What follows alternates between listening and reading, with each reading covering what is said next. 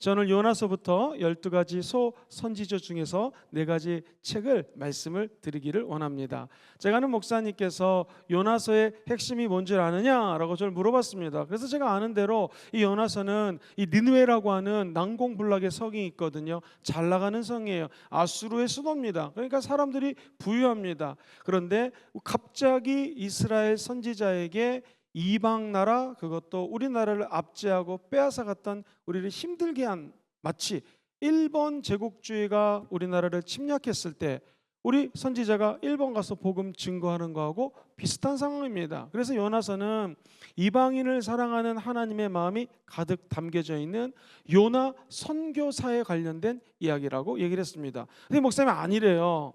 그러면은 뭘까? 보통 일반적인 소선지자들은 대체로 기록되어 있기를 하나님의 말씀이 이렇습니다 라고 선지자들이 얘기하는 건데, 요나는 재밌게도 다른 예언서랑 틀리 요나에 대해서 글을 기록하고 있습니다. 이게 아마 문학적 장르로 치면은 서술사의 관점이 틀리겠죠. 조금 고급스럽게 대답했습니다. 근데 아니래요.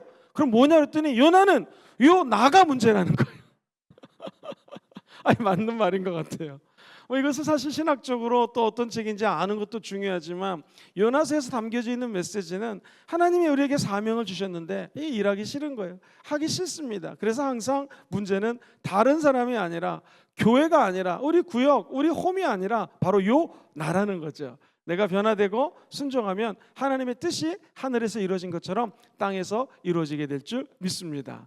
이 요나서는요, 재밌게도 만약 2가지 핵심 워드를 잡으라고 하면은, 첫 번째는 요나서는 물고기입니다. 물고기하고 그 다음에 순종이라고 표현을 할 수 있을 것 같습니다.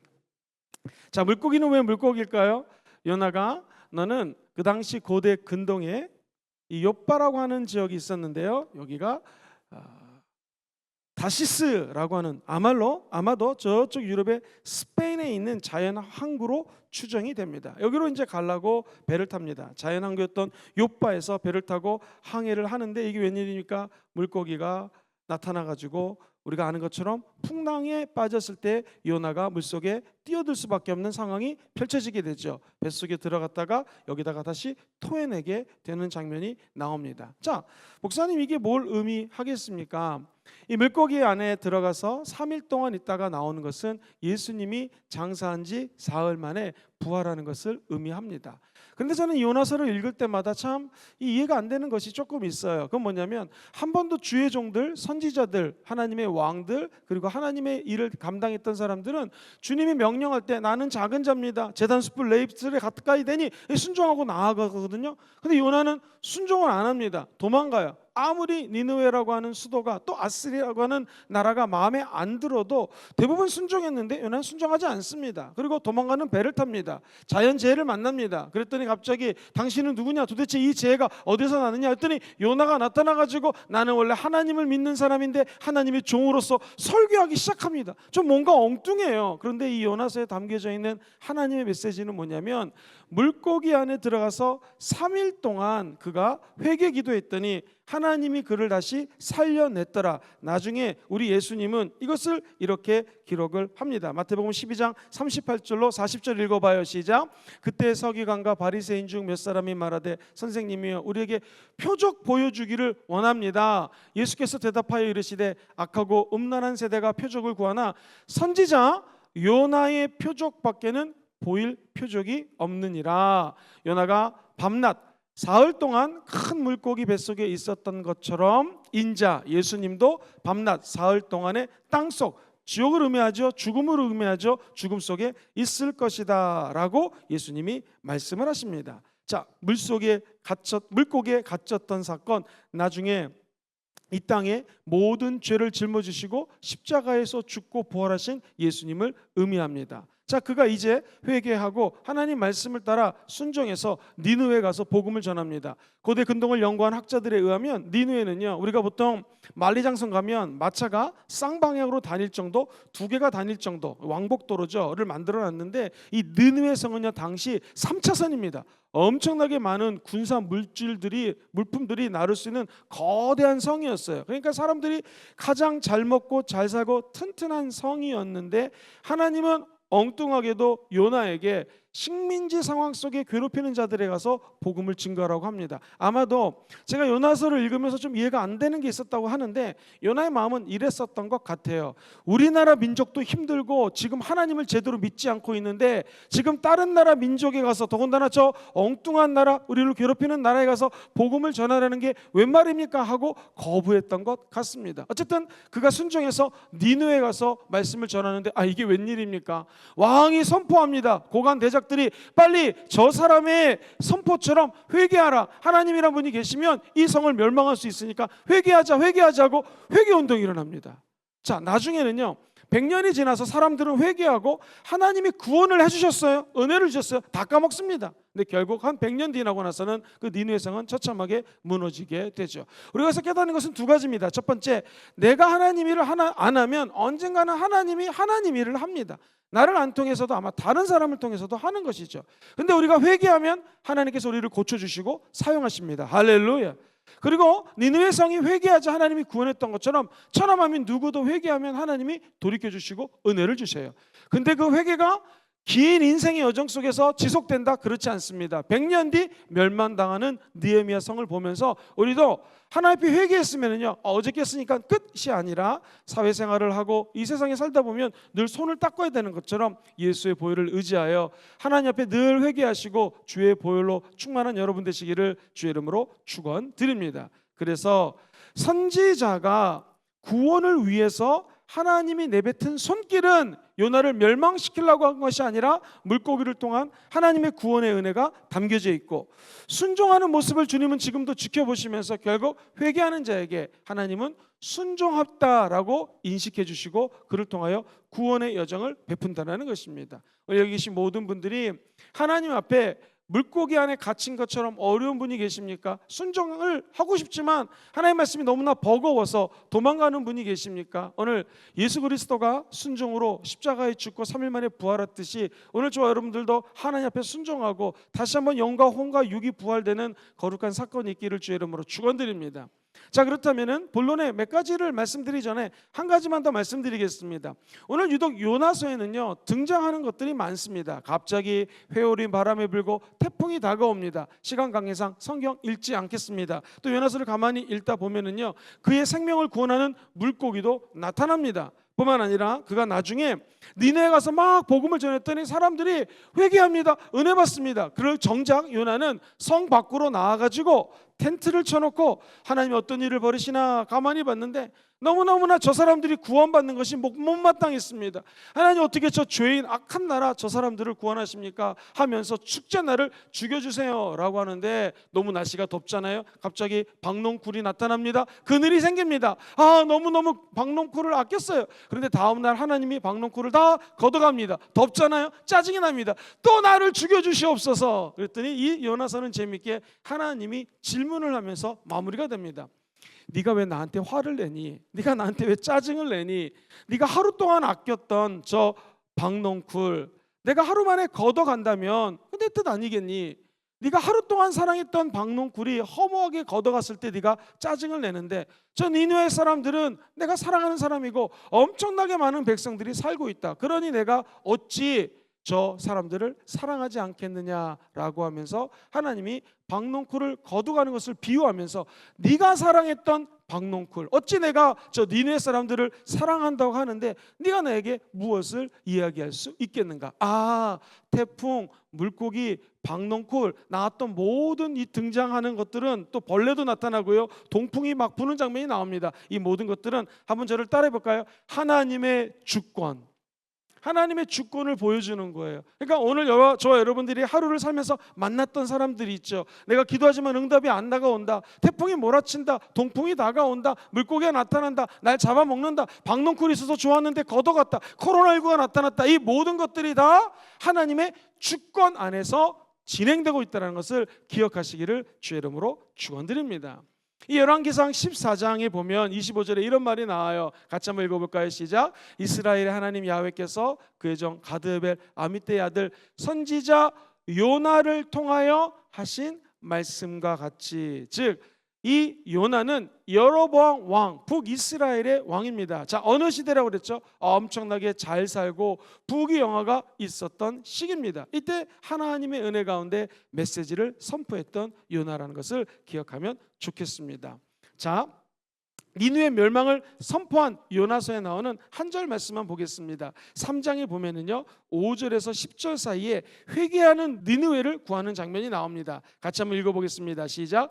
니느웨 사람들이 하나님을 믿고 금식을 선포합니다. 높고 낮은 자를 막론하고 굵은 베옷을 입은지라. 자, 5절 다시 보시면 니느웨 사람들이 첫 번째 하나님을 믿었어요. 엄청난 일이 벌어진 거죠. 이방인이 예수를 믿어요. 하나님을 믿어요. 오늘날도 우리 생각에는 과연 이런 사람이 예수 믿을까? 이 악랄한 사람이 홈커밍 데이 때 오라고 하면 올까? 하나님의 역사하시면 별의별 사람이 다 구원을 받습니다. 할렐루야. 재밌는 것은 이 사람들이 구원받자 첫 번째 금식을 선포합니다. 금식은 먹는 것을 끊는 거죠. 그만큼 하나님만을 갈망한다는 것입니다. 높은 자 낮은 자를 막론하고 굵은 베옷을 입은지라. 무슨 뜻이에요? 회개했다라는 것입니다. 옷을 갈아입고 하나님 앞에 납작 엎드려 회개했다. 6절 보죠. 6절에 시작. 그 일이 니느웨 왕에게 들림에 왕이 보좌에서 일어나 왕복을 벗고 굵은 베옷을 입고 제의에 앉아서 또 회개합니다. 이게 기적이 일어난 거예요. 정치 지도자까지 그 최고의 리더까지 회개하는 장면이 나옵니다. 7절도 볼까요? 왕과 그 대신들이 조서를 내려 니느웨에 선포하여 이르되 사람이나 짐승이나 소떼나 양떼나 아무것도 입에 대지 말지니 곧 먹지도 말 것이고 심지어 물도 마시지 마라. 완전한 금식을 선포합니다. 제가 재미있게 하나 드릴게요. 호주에 갔더니 신학생들이 금식을 하는데 세상에 사과 주스, 오렌지 주스를 마시는 거예요. 그래서 제가 우리 한국은 물만 마시고 한다 그랬더니 자기들도 아는데 지병이 있어서 이 안 먹으면은 안 되기 때문에 의사 선생님이 말씀하신 거고 난 이렇게 금식을 한다. 그래서 나중에 시간이 지나고 보니 하나님 마음의 중심을 보니까 이것도 맞는 것 같아요. 한 번은 싱가포르에 갔는데 싱가포르에서 제일 큰 교회 목사님하고 이제 교제하면서 밥을 먹는데 식사를 안 하시고 우리를 치면 두유를 드시는 거예요. 목사님 식사 안 하십니까? 했더니 자기 금식 중이래요. 두유를 먹는 거예요. 자기도 몸이 안 좋아서 두유 먹으면서 3일 금식한다라는 거죠. 그러니까 오늘날의 금식은 좀 변화가 있을 수 있습니다. 어르신들이라든가 힘이 드신 분은 조금 뭔가를 마시면서 금식하는 거 나쁘진 않은 것 같아요. 자, 근데 중요한 건 무엇입니까? 마음만큼은 오늘 이방인들이 하나님을 믿자 물을 끊고 자기들만 아니라 곡식을 먹을 수 있는 짐승들, 아이들까지 다 금식시키는 장면이 나옵니다. 우리 순복음 금정교회가 이번에 21일 동안 금식하며 나아갑니다. 권사님 중에 연세 많으신 분도 오늘 마지막 금식이라고 제가 안수기도 해주는데 마음이 짠하더라고요. 여러분, 이 금식은요 오늘 오늘 이 니느웨라고 하는 하나님의 성에 모든 사람들이 함께 금식하고 회개했을 때 그곳에 하나님이 임재하시고 죄를 용서하십니다. 그래서 지금 다 열심히 하고 계시겠지만 이제 수목금 3일 남았습니다. 단 하루라도 아니면 아침 금식 저녁 금식이라도 하나님께 공물을 끊고 기도할 때 만약 우리 순복음금정교회에 죄인이 있다면 주님께서 용서하시고 구원하는 역사가 나타나게 될 줄 믿습니다. 오늘 9절만 먼저 한번 읽어보겠습니다. 시간 관계상 한 절만 읽어봐요. 하나님이 뜻을 어떻게 해요? 돌이키십니다. 그 진노를 그치시고요 우리가 멸망하지 않게 하시리라. 자, 여러분, 하나님이 뜻을 돌이키는 장면이 많이 안 나옵니다. 하나님은 뜻하시며 말씀하신 것처럼 절대 주권이 있기 때문에 그 주권대로 행하시거든요. 뜻을 돌이켜서 망하게 하지 않는다. 저와 여러분들의 금식과 이 다니엘 말씀을 통하여 하나님이 우리에게 혹시라도 이 나라에 더 큰 징벌과 어려움을 계획해놨다면 우리의 기도를 통하여 하나님의 마음이 바뀌어지는 역사가 있게 되기를 주의 이름으로 축원드립니다. 사랑하는 성도님들, 니느웨에서 일어나는 일을 보려고 이 초막에서 텐트 치고 박농쿨을 바라봤던 이 사람. 그러나 하나님은 이 사람이 박농쿨을 사랑한 것만큼 니느웨 땅을 사랑했다고 말씀드렸습니다. 그렇다면 오늘날도 우리가 늘 사랑하는 것이 있을 것입니다. 그거보다도 하나님은 더 믿지 않는 잃어버린 영혼들을 사랑하시고 계신다는 것을 기억하시기를 주의 이름으로 축원드립니다. 이제 두 번째, 미가라고 하는 선지서를 같이 한번 공부해 보겠습니다. 이 미가서는요, 만약 핵심어를 해주십시오 하면은 정의, 자비, 겸손이라고 이야기를 할 수가 있습니다. 한번 따라해 볼까요? 정의, 미가서는요, 정의, 자비. 그다음에 세 번째가 제일 중요한데요, 겸손입니다. 한번 따라해 볼까요? 겸손. 자, 이 말씀은요, 여러분이 너무나 잘 아는 아주 유명한 미가서 6장 6절로 8절 말씀에 나옵니다. 한번 스크린을 보시면서 천천히 같이 읽어보겠습니다. 시작. 내가 무엇을 가지고 야훼 앞에 나아가며 높으신 하나님께 경배할까? 내가 번제물로 1년 된 송아지를 가지고 그 앞에 나아갈까? 야훼께서 천천의 순양이나 만만의 강물 같은 기름을 기뻐하실까? 내 허물을 위하여 내 맏아들을 내 영혼의 죄로 말미암아 내 몸에 열매를 드릴까? 8절입니다. 시작. 사람아, 주께서 선한 것이 무엇임을 너에게 보이셨나니 야훼께서 너에게 구하시는 것은 오직 정의를 행하며 인자를 사랑하며 겸손하게 내 하나님과 함께 하는 것입니다. 오직 정의를 행하는 것이 예수 믿는 사람, 하나님 믿는 사람이 마땅히 해야 될 거라는 것입니다. 인자를 사랑하며, 하나님의 아들 예수를 사랑한다는 말도 있지만 모든 사람들에게 자비를 베풀라는 것입니다. 다른 사람들을 사랑해 주라는 거예요. 세 번째로 겸손하게 하나님과 함께하는 것이 하나님이 원하는 예배라는 것이죠. 저를 보고 따라해 보시죠. 정의, 자비 또는 사랑, 그리고 세 번째 겸손. 이것이 하나님이 우리에게 원하는 예배라는 것입니다. 예배 왜 나왔습니까? 비록 죄 짓고 불의하지만 예수 믿는 저와 여러분들을 하나님의 아들 예수의 십자가로 정의롭게 하십니다. 우리가 하나님의 사랑을 받으면 사랑할 수 없는 사람까지 용서하고 자비로운 마음을 가질 수가 있습니다. 세 번째로 진정한 예배는 무엇입니까? 우리 마음속에 하나님의 겸손함이 임해서 아버지 앞에 겸손한 자세로 살아갈 수 있는 에너지가 예배를 통하여 공급받게 된다는 것이죠. 이 미가은요, 남왕국의 선지자였습니다. 요단왕, 아하스왕, 히스기왕 세 사람의 왕을 밑에서 섬기면서 예언을 했던 사람입니다. 재미있는 것은 이사야 선지자랑 동시대 사람이에요.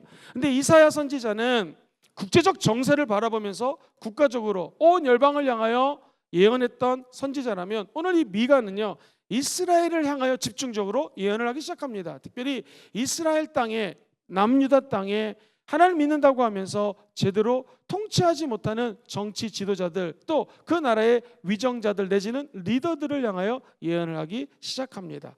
죄악으로 죽어져가는 이 땅, 하나님은 첫 번째 경고하십니다. 누굴 통하여? 선지자를 통하여. 두 번째 한번 따라해볼까요? 회개 촉구. 늘 얘기했던 것처럼 잘못하고 회개하라고 하나님은 경고하시고 그 다음에 회개할 것을 촉구합니다. 세 번째는 진짜 회개하면 메시아 왕국이 도래할 것이요, 다윗과 맺었던 언약이 성취될 거라는 희망으로 끝나게 됩니다. 소망으로 끝나게 됩니다. 모든 예언서가 갖고 있는 형식을 다 가지고 있습니다. 자, 그렇다면은 예수 그리스도하고는 어떤 연관이 있을까요? 미가서에는요, 예수님이 베들레헴에서 출생할 것이라는 기록이 적혀져 있습니다. 우리 다 같이 한번 5장 2절 말씀 읽어봐요. 시작. 베들레헴 에브라야, 너는 유다 족속 중에 작을지라도 이스라엘을 다스릴 자가 너에게서 내게로 나올 것이라. 그의 근본은 상고의 영원에 있느니라. 자, 이 말이 왜 중요하냐면요, 헤롯 대왕이 도대체 세상을 구원할 리더가 온다고 하는데 어디냐 명령을 내렸습니다. 사람들이 겁을 먹고 막 찾아봤더니 미가서에 하나님의 리더십이, 메시아가 이 베들레헴 땅에 올 거라고 하는 예언서를 딱 들이댑니다. 그랬더니 갑자기 헤롯 대왕이 2살 밑으로 태어난 베들레헴에서 난 아이들을 다 죽여라 라고 명령을 합니다. 그때 바로 쓰였던 말씀이 미가서라는 거 기억하면 좋겠습니다. 자, 그렇다면은 참 재미있는 일이 있는데요, 나중에 예레미야는 미가 선지자보다 100년 뒤 선지자예요. 그런데 예언을 잘못했다고 그 당시 이 예언을 평가하는 사람들이 미가서 3장 12절을 딱 보면서 이 미가 선지자도 이렇게 예레미야하고 똑같이 예언을 했다라고 하면서 예레미야가 죽을 뻔했는데 죽을 고비를 샥 넘어갑니다. 선배 선지자, 선배 주의종 미가 때문에 후배 예레미야가 살아나는 역사가 나타나는 것이죠. 선배 때문에 산 것도 재미있지만 이 미가서가 100년을 넘게 지속적으로 이스라엘 사람들이 공부하고 마음속에 담았던 것을 우리가 알 수가 있습니다. 그만큼 소중히 여겼던 미가서. 자, 이 3장에 보면은요, 유다 지도자들의 죄에 대해서 하나님은 이렇게 심판한다고 이야기를 합니다. 첫 번째 보면 통치하는 정치 위종자들은 정의롭게 해야 되는데 백성들을 학대하고 착취합니다. 그러자 어떤 형벌이 다가오는가? 그들이 아무리 부르짖어도 하나님이 응답하지 않아요. 외면합니다. 선지자들은요, 하나님 말씀을 전하는 게 선지자의 역할이잖아요. 탐욕이 들어옵니다. 거짓 예언합니다. 그들이 수치를 당하고 응답하지 않을 것이라고 하나님 말씀하십니다. 제가 아까 예루살렘 국내를 향하여 선포한 게 미가라고 얘기했죠. 예루살렘을 향하여 3장에 보면 이 정의의 성읍이 바로 예루살렘인데 우두머리들은 뇌물을 받고 제사장들은 삭을 위해서 돈을 벌기 위해서 혈안이 되어 있고 제사장을 돈을 밝히고 있습니다. 그랬더니 결국에는 멸망을 당하는데 갈아엎는 밭 무더기 수풀의 높은 곳에 빠지는 이러한 역사가 나타난다는 것입니다. 참 무섭습니다. 사랑하는 성도님들은 어떻게 생각하시는지요? 이스라엘은 야훼 앞에 나가기 위해서 좋은 재물, 많은 재물, 귀한 것들을 잡아다가 하나님께 드렸다고 하지만 하나님은 이런 재물을 받으신다, 안 받으신다, 안 받는다라는 거예요. 그러면서 6장 8절에 중요한 말씀 한 번 더 짧게 읽어보겠습니다. 같이 한번 읽어볼까요? 시작. 주께서 선한 것이 무엇임을 내게 보이셨나니 야훼께서 너에게 구하는 것은 뭐예요? 오직 정의를 행하고 인자를 사랑하고 겸손하게 하는 것이 더 중요하지, 아무리 금은 보화를 많이 갖고 와서 나에게 예배를 드린다 할지라도 나는 이 제사를 안 받는다는 거예요. 그러므로 우리가 성령 충만하여 칭찬받는 사람이 되는 것을 꿈꾸고 있습니다. 교회 와서 예배드리면서 성령 충만하고 세상에 나가서 사람들과 하나님들에게 칭찬받는 것은 무엇입니까? 정의로워야 되고요, 자비나 사랑이 있어야 되고요, 겸손한 마음을 가질 때 하나님이 그 백성들을 돌봐주고 복을 준다는 것입니다. 그러면 여기 계신 모든 성도님들이 예배는 여기 와서 드리는 것도 예배예요, 삶의 현장에서 드리는 것도 예배임을 잊지 않게 되기를 주의 이름으로 축원드립니다.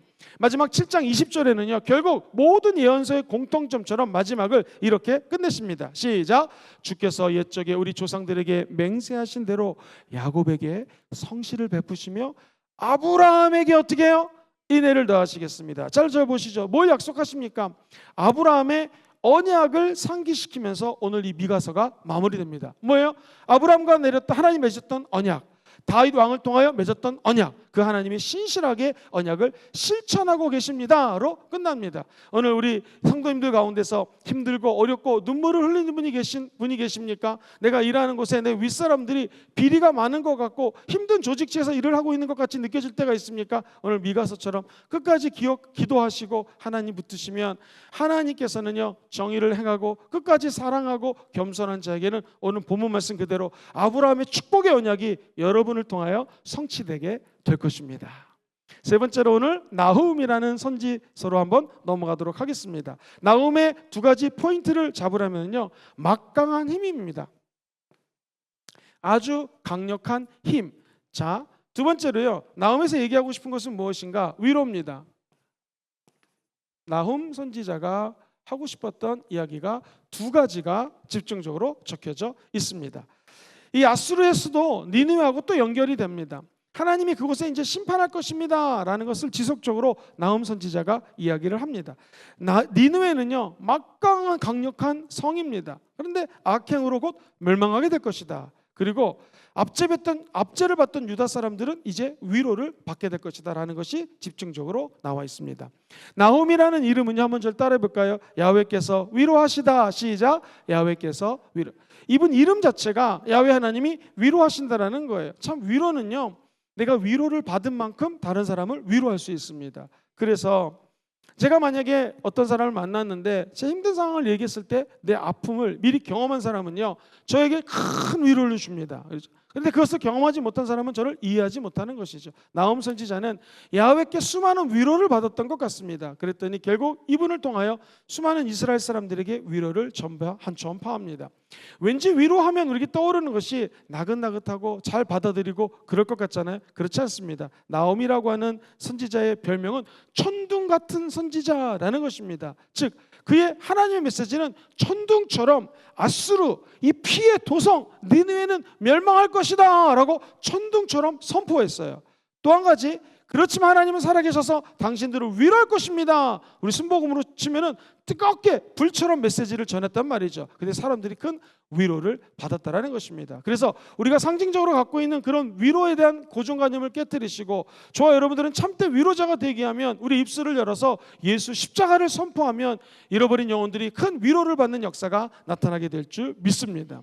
이 나홈은요 참 굉장한 이 선지자인 것 같아요. 왜냐하면 1장 2절에서 9절까지 히브리어 알파벳 순서로 시를 노래합니다. 이런 선지서가 없습니다. 굉장히 아름다운 메시지를 전하는 마치 시편과 같은 느낌의 이 메시지가 나훔 선지서에 담겨져 있습니다. 자, 한 가지 말씀을 좀 드리도록 하겠습니다. 니느웨가 이제 비참한 멸망을 가질 것이다 라고 선포를 하는데요, 맨 끝에 3장 18절로 19절 보면 이렇게 마무리되는 것을 볼 수가 있습니다. 어떠한 방비를 하더라도 하나님이 심판하기로 마음을 먹었다면 빠져나갈 수가 없다라는 메시지입니다. 더 중요한 것은 니느웨에게 행패를 당했던 수많은 사람들이 박수를 치면서 위로함을 받게 될 것이다 라고 3장 18절로 19절은 기록을 하고 있습니다. 같이 한번 읽어보겠습니다. 시작. 아수르 왕이여, 네 목자가 자고 네 귀족은 누워 쉬며 네 백성은 산들에 흩어지나 그들을 모을 사람이 없도다. 19절. 네 상처는 고칠 수가 없고 네 부상은 중하도다. 네 소식을 듣는 자가 다 너를 보고 손뼉을 치나니 이는 그들이 항상 너에게 행패를 당하였음이 아니더나 하시더라. 오늘 너무나 핍박을 당하고 힘든 가운데 계신 분이 계십니까? 하나님이 결국에는 승리하게 할 것입니다. 악을 무너뜨려 버리실 것입니다. 그리고 우리 사랑하는 성도님들에게 위로와 복을 주실 것입니다. 오늘 네 번째로 마지막 하박국 선지자입니다. 하박국의 핵심 키워드를 두 가지 말씀드리라면 믿음입니다. 믿음. 하나님은 다 하시는 일들을 우리가 이해할 수가 없습니다. 그러나 하나님을 믿는 것이죠. 두 번째 한번 따라 볼까요? 정의. 하나님은 정의로운 분이십니다. 재미있는 것은요, 아까 제가 이 땅에서 정의롭게 사는 것이 믿는 사람이 해야 될 것이라고 말씀드렸는데, 정의는 믿음으로 살 때에 악인은 망하고 하나님의 정의가 실현됩니다. 한번 따라 볼까요? 믿음으로 살 때 하나님의 정의가 실현되는 것입니다. 그래서 하박국 선지서에서는요, 아주 유명한 메시지가 나옵니다. 2장 4절에 보니 오직 의인은 뭘로 말미암아 살아요? 그의 믿음으로 말미암아 살 것이다 라고 하는 메시지가 나옵니다. 자, 하박국 선지자는요, 하나님한테 계속해서 질문을 합니다. 언제까지입니까? 어느 때까지입니까? 우리가 이렇게 힘들게 사는 것은 왜 그렇습니까? 라고 지속적인 질문을 합니다. 첫 번째 질문이, 왜 부패한 이 유다의 불의를 주님 눈으로 보게 하십니까? 라고 1장 3절에 이야기합니다. 같이 한번 읽어볼까요? 1장 3절 시작. 내게 죄악을 보이게 하시며 표역의 눈으로 보게 하십니까? 겁탈과 강포가 내 앞에 있고 변론과 분쟁이 일어났습니다 라고 유다 땅이 부패했음을 이야기합니다. 그러자 1장 5절에서 11절을 보면, 읽지는 않을게요. 너에게 생전에 내가 한 가지 일을 행한 것이다. 내가 곧 바벨론을 도구로 유다를 징계할 것이다. 유다가 하나님 말을 듣지 않자 바벨론이란 나라가 나타나서 유다를 징계할 것이다 라고 하나님이 말씀을 합니다. 자, 두 번째 질문입니다. 하나님 우리 그래도 이스라엘 백성들을 하나님을 믿는데 저 바벨론 같은 나라 엄청나게 악하잖아요. 왜 저들을 사용하십니까? 1장 13절에 이렇게 질문을 하는 장면이 나옵니다. 이건 한번 읽어볼까요? 1장 13절 시작. 주께서는 눈이 정결하심으로 악을 패역을 참아 보지 못하시거늘 어찌하여 거짓된 자들을 방관하시고 악인이 자기보다 의로운 사람을 삼키는데도 어떻게 주님은 잠잠하십니까? 그러자 하나님이 2장 3절에 따라해보세요. 기다리라. 이 묵시는 정한 때가 있나니 종말이 속히기를 결코 거짓되지 않냐리라. 비록 더딜지라도 어떻게 해요? 기다리라. 지체되지 않고 반드시 어떻게 될 것입니까? 하나님은 모든 것을 응하십니다. 그리고 나서 4절에 하나님은 이렇게 메시지를 주십니다. 보라, 그의 마음은 교만하여 그 속에서 정직하지 못하나 의인은 그의 믿음으로 말미암아 살리라. 오늘 하나님이 우리에게 주신 약속과 축복을 믿으시면 아멘 해볼까요? 더딘 것 같지만 믿고 기다리시면 됩니다. 믿음으로 살면 하나님께서 반드시 살리는 기적을 행하여 주실 것입니다. 그리고 하나님께서는요, 이 대답을 갖다가 바벨론에 대한 대답을 참 많이 하세요. 예를 들면 침략자에게는 저주가 임할 것이고, 강포에 대해서 저주가 임할 것이고, 우상 숭배하면 저주가 임할 것이고, 자기 집을 위하는 자들이 저주를 임할 것이고, 잔인한 자들이 저주를 임할 것이라고 이 장에서 계속해서 이야기가 나기 시작합니다. 결국 하나님이 심판한다는 것이죠. 그러자 우리 예수 믿는 사람들은 어떤 자세로 살아야 되는 것인가? 하나님의 선하심을 믿는 사람들은 아멘 해볼까요? 우리가 해야 될 것은 잠잠히 하나님이 하시는 일을 기대하고 하나님을 바라보라는 거예요. 이 갈라디아서 2장 20절이 중요하잖아요. 하박국 2장 20절도 너무 중요합니다. 같이 읽어보죠. 시작. 오직 야훼는 그 성전에 계시니 온 땅은 그 앞에 잠잠할지니라 하시니라. 오늘 야훼 하나님이 순복음 금종교회 성전에 계십니다. 모든 땅은 잠잠할지어다 하는 것처럼 야훼 하나님을 끝까지 믿고 나가면 하나님의 영광과 은총이 드러나게 될 것입니다. 그제서야 비로소 이 하박국 선지자는 깨닫습니다. 그렇구나. 논밭에 아무 소산이 없고 외양간에 송아지가 없고 우리에 나갔더니 양이 없고 무화과 나무 잎사귀가 없고 포도나무에 포도가 없어도 나는 야훼로 말미암아 즐거워하고 그분 때문에 기뻐하겠습니다. 할렐루야 외치는 장면이 바로 이 하박국 선지자 마지막 장에 등장을 합니다. 우리 같이 한번 3장 17절로 19절을 큰 소리로 읽어보겠습니다. 시작. 비록 무화과 나무가 무성하지 못하며 포도나무에 열매가 없으며 감람나무에 소출이 없으며 밭에 먹을 것이 없으며 우리의 양이 없으며 외양간에 소가 없을지라도 나는 야훼로 말미암아 즐거워하며 나의 구원의 하나님으로 말미암아 기뻐하리로다. 주 야훼는 나의 힘이시라. 나의 발을 사슴과 같이 하사 나를 나의 높은 곳으로 다니게 할지라. 자, 오늘 이 은총이 여러분에게도 함께 하시기를 주의 이름으로 축원드립니다. 네 가지 선지서를 짧게 정리해 드리겠습니다. 요나서는요, 물고기를 통하여 예수님을 드러내고요, 순종하는 자에게는 결국 이방인에게까지 복음을 증거할 수 있는 기적을 이야기합니다. 두 번째, 미가 선지자는요, 한번 따라해 볼까요? 정의롭게 살자, 자비롭게 살자, 겸손하게 살자. 하나님이 이걸 원한다라는 것입니다. 많은 헌금보다도 이렇게 삶으로 사는 예배를 드리라는 것이죠. 나훔 선지자는 막강한 힘, 저 니느웨 성, 저 아수르야 성이 무너질까 했는데 하나님은 무너뜨린다고 선포하시면서 백성들에게는 위로를 주십니다. 조금 아까 나눴던 하박국 선지자는요, 결국 믿음입니다. 믿음으로 살아갈 때 하나님의 정의가 실현되게 될 줄 믿습니다. 오늘 오직 의인은 믿음으로 말미암아 살리라는 이 고백처럼 저와 여러분들의 입술을 통하여 그 고백이 실현되기를 주의 이름으로 축원드립니다. 나중에 이 하박국 선지자의 고백은 로마서에, 갈라디아서에, 그리고 히브리서에 신약에 3번이나 인용이 됩니다. 그만큼 이 하박국 선지자의 고백이 신약 성경과 밀접한 관계를 맺고 있고, 오늘 2021년을 살고 있는 저와 여러분들에게도 하나님은 의인이냐, 네가 정의롭게 살기 원하느냐, 선하게 살고 사랑을 베푸기 원하느냐, 그렇다면 오직 한 가지, 믿음으로 살라는 것입니다. 오늘 믿음으로 살기로 다짐하는 분들은 한 번 더 아멘 해보시죠. 믿음대로 될지어다. 그 은총이 함께 하시기를 주의 이름으로 축원드립니다.